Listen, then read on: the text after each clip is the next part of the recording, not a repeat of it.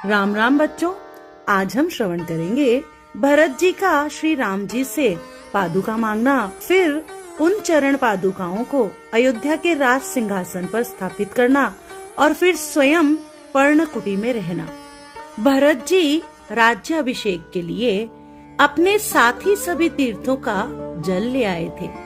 उसी जल के लिए उन्होंने राम जी से आज्ञा मांगी कि हे कृपालु, अब इस जल के लिए आपकी जैसी आज्ञा हो उसी को मैं सिर पर धारण करूं।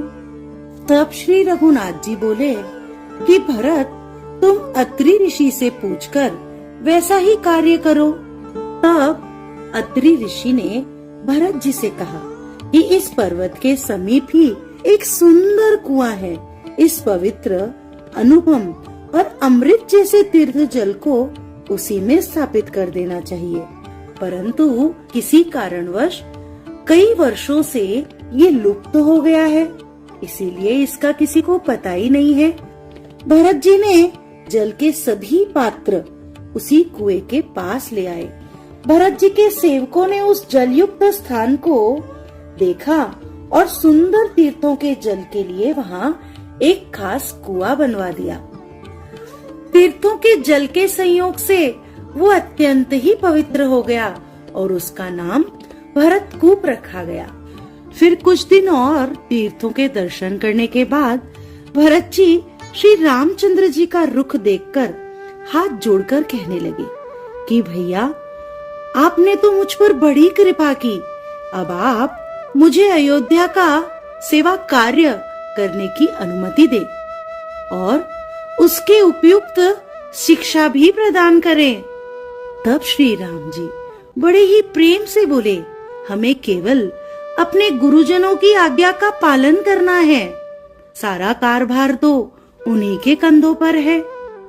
तुम तो मुनि वशिष्ठ जी, माताओं और मंत्रियों की शिक्षा मानकर पृथ्वी, प्रजा और राजधानी का पालन भर करते रहना।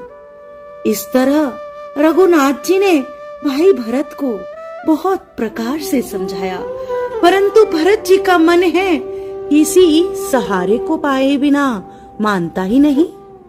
तब रघुनाथ जी समझ गए कि भरत जी उनकी पांवरी चाहते हैं, यानी कि चरण पादुकाएं अपने सहारे के रूप में चाहते हैं।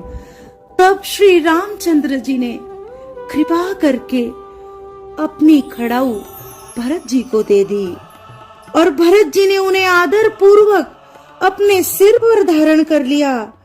भरत जी को परम आनंद हुआ, ऐसा आनंद जैसे उन्हें स्वयं रघुनाथ जी ही मिल गए हो। भरत जी ने फिर प्रणाम करके विदा मांगी। रघुनाथ जी अपने दोनों भाई भरत और शत्रुघ्न से गले मिलकर बड़े प्रेम से अश्रु बहाते हुए मिले और फिर उन्हें विदा किया। और फिर श्री राम जी ने सुनैना जी और जनक जी को भी नगर प्रस्थान के लिए विदा किया।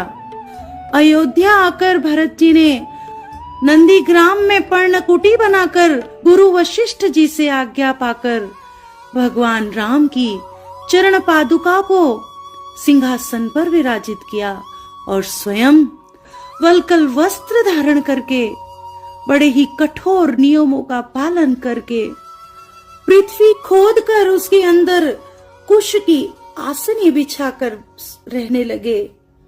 भोजन, वस्त्र, बर्तन सभी बातों में वे ऋषियों के जैसा कठिन धर्म का आचरण करने लगे।